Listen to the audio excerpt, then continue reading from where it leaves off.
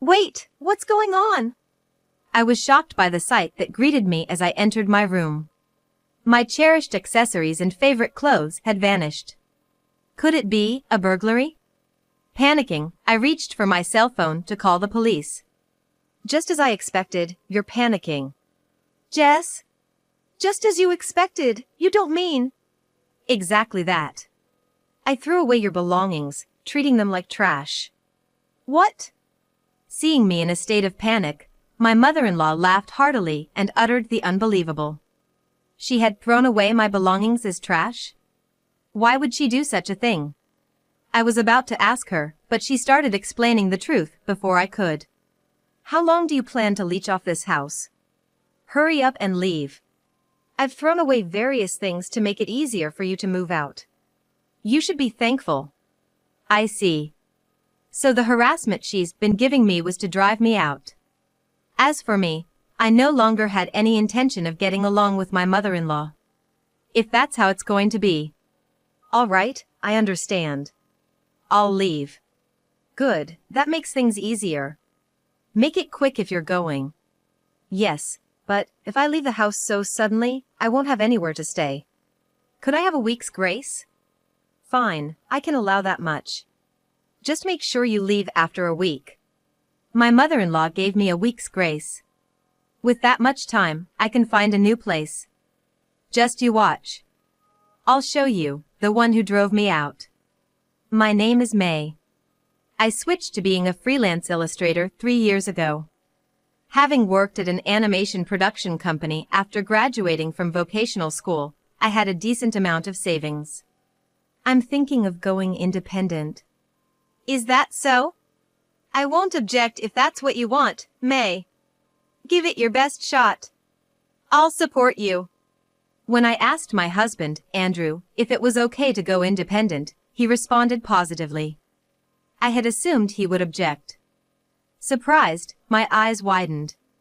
Andrew and I have been dating since vocational school, and after graduation, we each went our separate ways but continued dating smoothly and got married in our 3rd year of working. This year marks our 8th wedding anniversary. Really? Thank you. Well, I'm a man who gave up on the illustrator path. I'm personally curious to see how far you can go, May. Just don't overdo it, okay? If you're in trouble, you can always rely on me. Yeah. I'll do my best. With that determination, I quit my job and became a freelancer, but it wasn't easy to make a living. For the first few months, there were times when I had no income and felt down. Maybe it was impossible for someone like me to earn a living as an illustrator. I had such thoughts many times, but I didn't give up and continued drawing illustrations and posting them on social media. Then one day, one of my illustrations went viral, and I became a well-known illustrator on social media.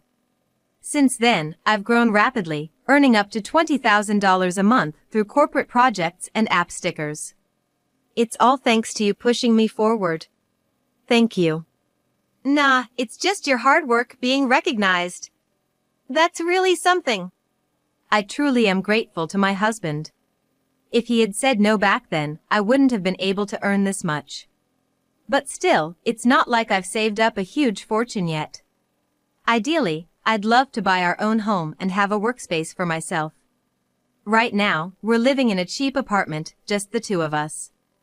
It's great that my work has increased, but I'm running out of space to keep my materials. One day, thinking about all this, my husband suggested moving in with his mother. Mom's the only one living at home, and there are spare rooms. How about it? Really? Can we just move in like that? Of course, I've talked to Mom about it. Ever since Dad ran off with his mistress when I was a kid, we've had spare rooms. Mom said she doesn't mind at all if May uses them. Such a generous offer, I couldn't find a reason to say no. I immediately told Andrew that we should move into his mother's house. 2 weeks later, when we arrived at my mother-in-law Jess's house, she warmly welcomed us. It's been a while, May. It has. Please take good care of me from today on. Likewise. I heard from Andrew that you're now a popular artist, right? Oh, not really that much. Feel free to use the room as you like. Come on in. Living with my kind mother-in-law and husband, I had no worries at all. I'm going to work hard on my creative projects in this house. With a renewed determination, I started my new life at my in-laws. But at that time, I had no idea about my seemingly kind mother-in-law's true nature. After living at my in-laws for 3 months, I had gotten quite used to the environment. All right, that's the work delivered. My work was going smoothly, and I was earning much more now thanks to the upgraded workspace. Things were really going well. I got a bit carried away, but 2 months later, our lives started to go awry when Andrew suddenly got fired from his job. What should we do? Andrew came home sighing deeply. What happened to him? Did something go wrong at work? What's wrong? Did something happen with your sales? After graduating from vocational school, Andrew worked as a salesman at a major trading company for factories. I thought he might have failed in some sales activities. But the response I got was something I never expected. I got fired. What?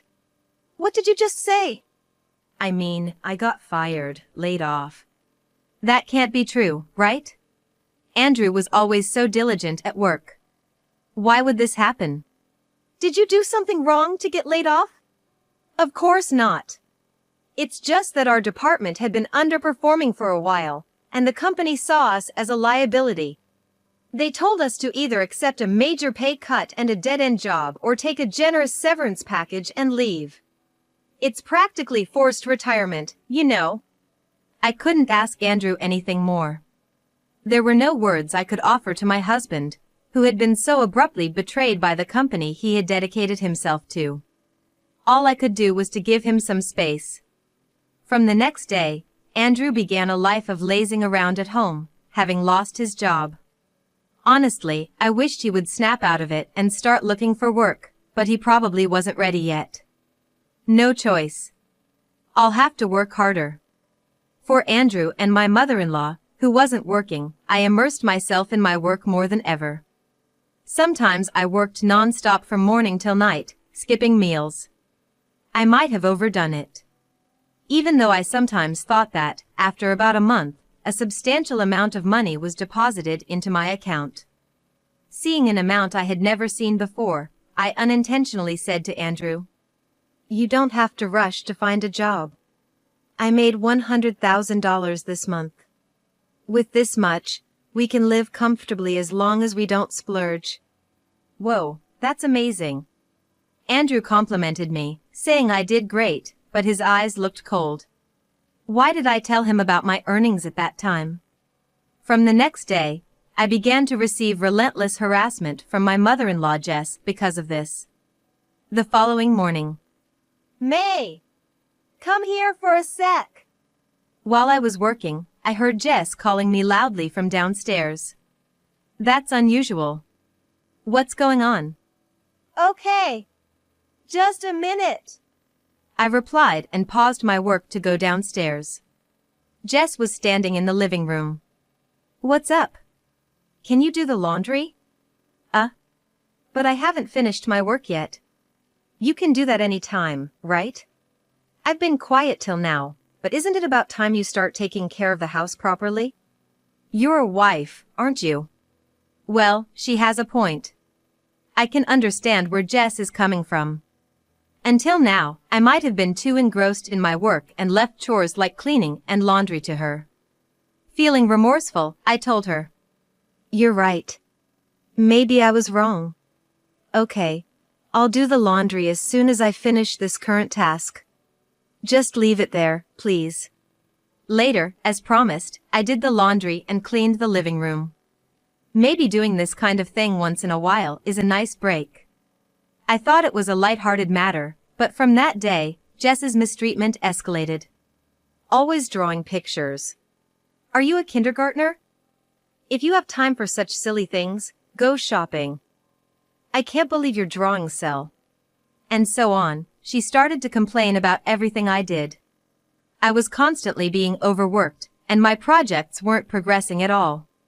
On bad days, I was woken up before 5 a.m. to prepare breakfast, inevitably reducing my sleep. I couldn't focus on my work, and the amount of work I could do each day decreased significantly. Though my income hadn't dropped drastically yet, I was worried I might eventually become unable to work. Anxious, I decided to ask Andrew to talk to Jess about stopping the harassment. When we were alone in the bedroom, I brought it up. Lately, your mom has been picking on me. It's okay to be bossed around, but being at her mercy from morning till night. I might not be able to work at this rate. Could you, maybe, gently ask her to stop? What a pain. Why do I have to say it? You should tell her yourself. Besides, if you're worried about not being able to work, why don't we just move out? You're making money, right? What? What kind of response is that? I've been working so hard because you've been lounging around without looking for a job. I agree with Andrew that if I have complaints, I should speak up myself. But, how can I say such a thing to my mother-in-law? In the end, Andrew turned his back on me and went to sleep without really listening to me. 6 months later. Every day, I continued to face relentless mistreatment from Jess and was exhausted both physically and mentally. Andrew still hadn't made any effort to find a job. My work pace had drastically slowed, and my earnings had dropped to less than half of what they used to be. I'm so tired of this. Realizing this, I found myself having left the house and arrived at a nearby park. Sitting on a bench without doing anything felt incredibly soothing. After about an hour, I felt relaxed and returned home. I'm not in the mood to work today. Maybe I'll take a nap. Thinking this, I went back to my room and was shocked by what I saw. Wait, what's going on? I couldn't believe my eyes when I entered my room. All my cherished accessories and favorite clothes were gone. Could it be a burglary? Panicking, I reached for my cell phone to call the police. Then, suddenly, Jess spoke to me from behind. You're panicking just as I expected. Jess? Just as you expected, you don't mean... That's right. I threw out your personal belongings as trash. What? Seeing me in a panic, Jess laughed out loud and said something unbelievable. She threw away my belongings as trash? Why would she do that? I was about to ask her, but Jess started explaining before I could. How long do you plan to parasitize this house? Get out already. I threw away various things to make it easier for you to leave. You should be thankful. I see. So the harassment I received was to drive me out. Well, I have no intention of getting along with Jess anymore if that's how it is. Understood. I'll leave. Good, that makes things easier. Make it quick. Yes, but if I leave the house so suddenly, I won't have anywhere to stay. Can I have a week's grace? Fine, that should be okay. But make sure you leave after a week. Jess gave me a week's grace. With that much time, I can find a new place. Just you watch. I'll show you, the one who drove me out. The next day, I started looking for a new place. I considered a single-family home, but despite Jess, I decided to move into a luxury high-rise condo. Of course, I won't be taking Andrew and Jess with me. I have no intention of living with a man who just lazes around without looking for work, relying on my earnings. Besides, I have saved up a good amount of money from my past earnings. Using that money, I went to a real estate agent and signed a contract to buy an apartment in the high-rise. Now, I'm ready to leave that house at any time. And a week later, the day I finally left my in-laws' house, I brought up divorce to Andrew. Can you sign this? What is this? Can't you see? It's a divorce paper. No. I get that, but why all of a sudden? Andrew seemed confused being handed the divorce paper. At first, I felt sorry for you being laid off and pampered you, but you never seemed to try to find a job, and you just ignored the way your mom was treating me. If that's the case, there's no need for us to stay married. So, does divorcing mean you're leaving this house? Yes, I am. I haven't told you, but I'm leaving this house today. Leaving?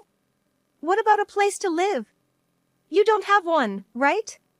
Don't worry about that. I already have my next place sorted out. After all, you were the one who said if I didn't like the harassment from Jess, I should move out. Are you really sure you won't regret divorcing? Regret? Don't make me laugh. There's no way I would. Rather, I would definitely regret it if I continued living with you. I couldn't help but laugh at Andrew's question. All right. I understand. Reluctantly, Andrew signed the divorce papers. Now, I no longer need to support this man. The last thing to do was confront Jess. Just before leaving the house, I asked Jess why she had been so cruel to me. After all, the mistreatment started when I told Andrew about my earnings. Surely, something about that must have upset her. Jess, thank you for everything up to now. Yeah. The thought of not having to see your face anymore is refreshing. By the way, why did you treat me so harshly? Oh, there's no deep reason. I was just irritated that you earned more than Andrew. He told me, you know? At one point, you were earning $100,000. Earning more than your husband, what were you thinking? Normally, you should earn less to save face for your husband. Plus, Andrew was paying for the utilities and everything for this house, right? He must have been using his savings to pay for it since he lost his job. Unlike you, he's really a good kid. What is she talking about? Is she that foolish? To think I was harassed for such a petty reason. And she's mistaken about Andrew paying for everything. I'm looking forward to seeing what happens after I leave. A husband and mother-in-law with no income. They will probably become unable to live their current lifestyle very soon. But I didn't say that and just left it unsaid. So that's the reason. Understood. A wife who can't respect her husband should leave, right? Well, then, I'll be on my way. With that, I left my in-laws' house. On my way to my new place in the luxury high-rise condo, I stopped by the office to submit the divorce papers. Now, I've completely severed ties with Jess and Andrew. Even if they come crying to me, there's no way I'm helping them. Arriving at my new place, I immediately started organizing my things. The apartment, being luxurious, was spacious, and I secured a considerably large space for my workroom. All right. Time to work hard to make up for all the interruptions I've had. After roughly finishing unpacking, I immersed myself in work. A month later, my cell phone rang. Looking at the screen, I saw Andrew's name. What does he want now? Honestly, I was in the middle of work and initially ignored it, but he kept calling. How annoying. Irritated, I reluctantly answered the call. What? I'm busy. May, where are you right now? Where? At home, working. I want to talk to you. Can I come over? Huh? I have nothing to talk about with you. Why do I have to meet someone like him? Such a hassle. Just as I was about to dismiss him and hang up, I heard Jess's voice over the phone. May. It's been a while, could we please meet and talk? Jess, who was always so domineering, sounded quite desperate. They're really groveling and begging, aren't they? Reluctantly, I agreed to meet them. Fine. I'll meet you, but it's a hassle to go out, so can you come here? I'll send Andrew the location. I ended the call after saying that. But what could be so important that they need to talk about it in person? While pondering this, I resumed the work I had paused. 30 minutes later, my home's intercom rang. It seemed they had arrived. Yes? We're here, and this place, it's incredible. Did you come here to chit-chat? If so, leave. No, sorry. Please let us in. Through the monitor, I could see Andrew and Jess standing behind him. I unlocked the auto lock and let them into my house. Shortly after, they rang my doorbell. Letting you in. I unlocked the door and let them inside, where they looked around in amazement. What is this place? A hotel? May you moved to such an incredible place. Why did they come here? To tour my house? They seemed too shocked by the luxury of the room to get to the point. So, why did you come here? If you don't have a reason, leave quickly. You're interrupting my work. I sat on the sofa and spoke to them sternly. Then, Andrew and Jess, remembering their original purpose, hurriedly started begging in front of me. Please! We can't pay for living expenses. Electricity, gas, water, everything's been cut off. Could you help us out a little? Help you out? No way, that's not happening. Why should I, the one they kicked out, take care of them? Why should I pay for that? You live in such a nice house, you can spare a little, right? Well, yes. I know I did wrong to you, but we were family once. Can't you help us out? How can they say such things so shamelessly? I can hardly understand it. Listening to them is just a waste of time. Listen. I could buy this house because I worked myself to death, okay? I was the one paying for your living expenses while Andrew didn't bother to work. I was harassed by Jess, which reduced my work. Still, I had to cut back on sleep and worked while being physically and mentally drained. Do you think you can understand that? Of course, you can't. You just exploited me and relied on my earnings without any struggle. As I said this, they were silent, unable to argue. Is that all you wanted to say? Then leave now. And don't come back begging again. I won't help you, and I don't want to see your faces ever again. If you come again, I'll report you to the police as intruders. Wait, then how are we supposed to live? The audacity of them. Even now, they still have the nerve to come crying to me. That's not my problem. You could get a part-time job or something. And if Andrew works, you too can earn enough to live. Don't come crying to me. I won't help people who exploited and harassed me. Now get out. I had reached my breaking point. I yelled at Jess louder than I ever had in my life. Realizing there was no more negotiating, Jess and Andrew hurriedly left my house. Their expressions when they saw the inside of my house were priceless. They used to be so overbearing, and now they came begging. Like I'd ever help them. Let them struggle on their own. After watching them leave, I returned to my workroom and continued with my work. A month later, I had planned to take it easy from the afternoon after doing a fair amount of work.